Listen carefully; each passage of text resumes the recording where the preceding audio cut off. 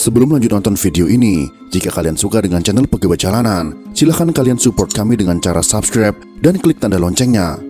Silahkan gunakan headset Anda untuk mendapatkan kualitas suara yang jernih. Selamat menonton.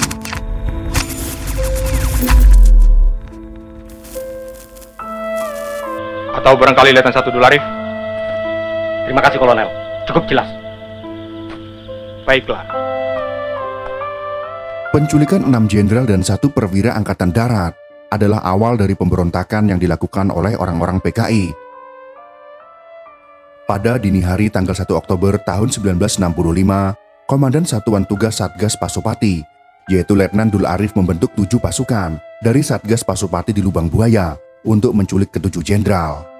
Sasaran mereka adalah Jenderal Abdul Haris Nasution, Jenderal Ahmad Yani, Mayor Jenderal Siswondo Parman, Mayor Jenderal Mas Tirto Darmo Haryono, Mayor Jenderal R. Suprapto, Brigadir Jenderal Sutoyo Siswo Miharjo, dan Brigadir Jenderal Donak Ishak Panjaitan.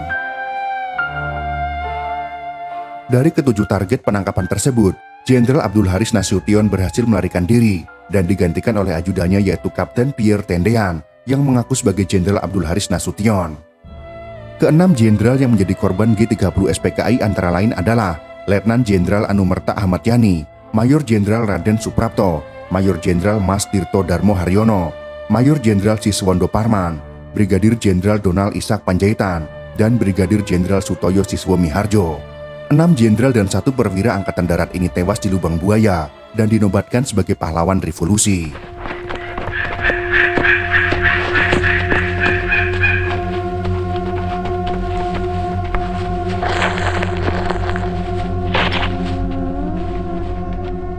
Sebelum dibunuh, penyiksaan terhadap para jenderal dan ajudan Nasution yang masih hidup dimulai. Mereka dipukul, dipopor pakai ujung senjata. Hasil visum menunjukkan ada retak di tulang kepala, tangan, dan kaki patah karena mereka ditendang pakai sepatu laras yang keras. Mereka semua yaitu Maijen S. Parman, Maijen R. Suprapto, Brigjen Sutoyo, Letu Pierre Andreas Tendean, akhirnya tewas dibunuh. Dalam kondisi antara hidup dan mati, tubuh para jenderal itu lantas digeret dan dimasukkan ke dalam sumur di Lubang Buaya. Setelah tubuh mereka masuk semua, untuk meyakinkan mayat meninggal, mereka langsung ditembak lagi. Lalu jasad ditutup dengan sampah pohon karet dan ditutup tanah serta ditanami pohon pisang utuh di atasnya, seakan-akan di bawah itu tidak ada mayat.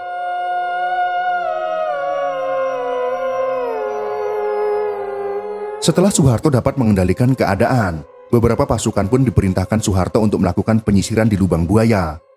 Letnan 1 Faisal Tanjung dan Letnan 2 Sintong Panjaitan yang sedang berada di sekitar tempat itu bersama pasukannya diperintahkan bergerak ke Lubang Buaya pada tanggal 3 Oktober tahun 1965. Sebelumnya Resimen Para Komando Angkatan Darat atau RPKAD yang sekarang menjadi Kopassus mendapat kabar disitulah posisi para jenderal yang diculik.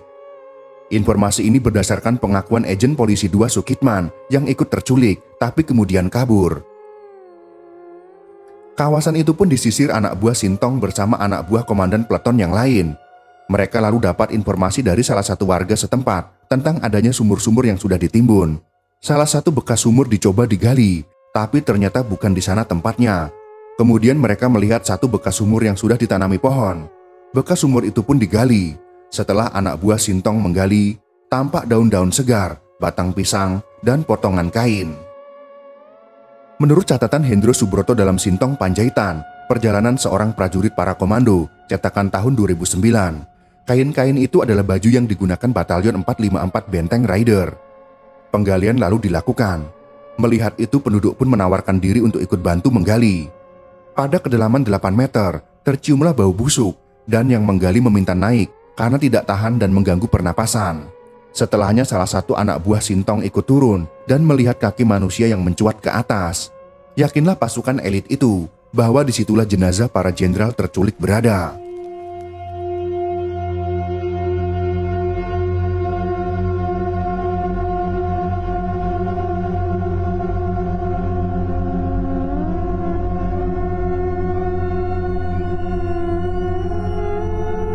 Pada tanggal 4 Oktober tahun 1965, pengangkatan jenazah mulai dilakukan. Kopral Anang masuk terlebih dahulu pada pukul 12:05 dengan masker oksigen. Satu jenazah berhasil diikat. Setelah ditarik ternyata Letnan 1 Pierre Tendean, Ajudan Jenderal Abdul Haris Nasution. Pukul 12:15, Sersan Mayor KKO Saparamin turun masuk. Satu jenazah diikatnya, tapi sulit ditarik karena terjepit jenazah lainnya. Prajurit Komando 1 KKO Subekti pun turun. Dia mengikat jenazah satu lagi. 2 jenazah pun terangkat. Kedua jenazah tersebut merupakan Mayor Jenderal Suwondo Parman dan Mayor Jenderal Suprapto. Pada pukul 12:55, Kopral KKO Hartono turun. Dia mengikat secara terpisah 2 jenazah. Setelah ditarik, ternyata 2 jenazah itu adalah Mayor Jenderal MT Haryono dan Brigadir Jenderal Sutoyo Siswo Miharjo. Pada pukul 13:30, Sersan Mayor Saparimin turun lagi. Jenazah diikatnya. Setelah ditarik, ternyata itu adalah jenazah Jenderal Ahmad Yani. Setelah menemukan 5 perwira tinggi dan 6 yang hilang, para penyelam kelelahan. Bahkan ada anggota yang keracunan. Kapten Winanto pun turun tangan, tak hanya dengan alat selam, tapi juga alat penerang dengan tenaga dari generator. Sampai di dalam, Winanto menemukan 1 jenazah lagi. Itulah jenazah Brigadir Jenderal DI Panjaitan. Maka semua jenderal pun terangkat. Mulai sore pada tanggal 4 Oktober itu, menurut Umardani dalam memoarnya, Tuhan, pergunakanlah hati, pikiran dan tanganku. Pledoi Umardani, cetakan tahun 2011. TVRI sangatlah sibuk menyiarkan berita tentang penggalian jenazah para jenderal dari Sumur Tua yang oleh media massa dinamakan Lubang Buaya itu. Halaman 93. Kisah pengangkatan jenazah tersebut dibumbui dengan dramatis dan ditambahi cerita fantastis soal penyiksaan. Inilah yang menciptakan kebencian banyak pihak pada mereka yang terlibat G30S, terutama kepada para anggota dan simpatisan PKI. Cerita pun menyebar bahwa jenazah itu disilet-silet dan disiksa dengan keji. Narasi soal jenazah yang disilet-silet, dicongkel mata, dan dipotong penis adalah versi yang banyak dipercaya di zaman Orde Baru. Jenazah-jenazah itu lalu dibawa ke Rumah Sakit Pusat Angkatan Darat Gatot Subroto. Disitulah sebuah tim telah ditunjuk untuk melakukan pemeriksaan dan autopsi. Anggota tim tersebut adalah Brigadir Jenderal Dr. Rubiono Kertopati, Kolonel Frans Patiasina, Profesor Dr. Sutomo Cokronegoro, Dr. Liao Yanxiang, dan Dr. Lim Jutai. Instruksi tersebut keluar dengan surat perintah nomor Prin strip 03-10-1965. Berikut ini adalah hasil autopsi ke-7 perwira militer Angkatan Darat yang dihimpun dalam beberapa sumber sejarah.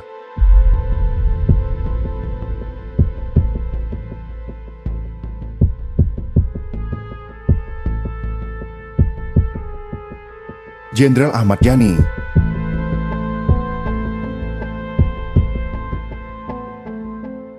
Luka tembak masuk, 2 di dada kiri, 1 di dada kanan bawah, 1 di lengan kanan atas, 1 di garis pertengahan perut, 1 di perut bagian kiri bawah, 1 perut kanan bawah, 1 di paha kiri depan, 1 di punggung kiri, 1 di pinggul garis pertengahan. Luka tembak keluar, 1 di dada kanan bawah, 1 di lengan kanan atas, 1 di punggung kiri sebelah dalam. Kondisi lain, sebelah kanan bawah garis pertengahan perut ditemukan kancing dan peluru sepanjang 13 mm. Pada punggung kanan iga ke depan teraba anak peluru di bawah kulit. Letnan Jenderal Suprapto.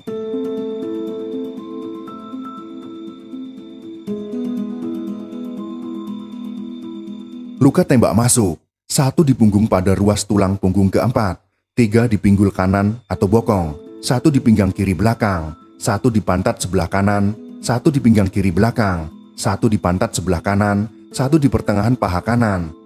Luka tembak keluar, 1 di pantat kanan, 1 di paha kanan belakang. Luka tidak teratur, 1 di kepala kanan di atas telinga, 1 di pelipis kanan, 1 di dahi kiri, 1 di bawah cuping kiri. Kondisi lain, tulang hidung patah, tulang pipi kiri lecet. Mayor Jenderal MT Haryono.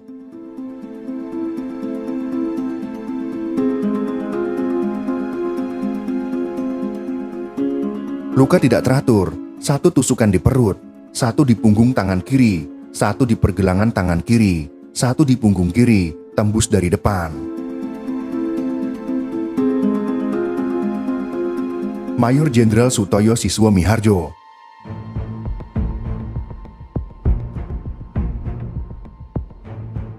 Luka tembak masuk, 2 di tungkai kanan bawah, 1 di atas telinga kanan. Luka tembak keluar, 2 di betis kanan, 1 di atas telinga kanan. Luka tidak teratur, 1 di dahi kiri, 1 di pelipis kiri, 1 di tulang ubun-ubun kiri. Di dahi kiri tengkorak remuk. Penganiayaan benda tumpul di 4 jari kanan. Maijen Sutoyo bisa jadi banyak dianiaya sehingga tengkorak dahinya remuk. Letnan Jenderal S. Parman.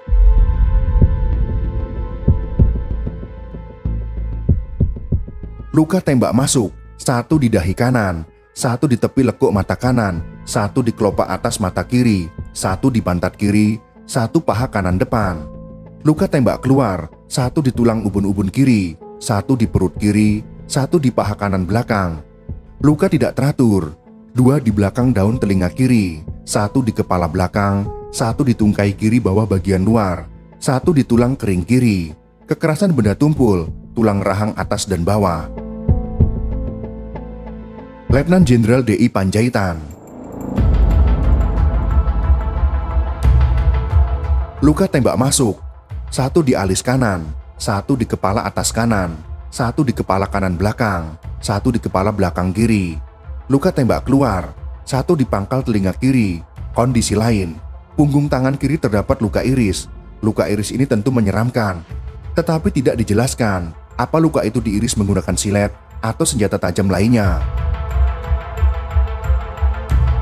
Kapten Anumerta Pierre Tendean.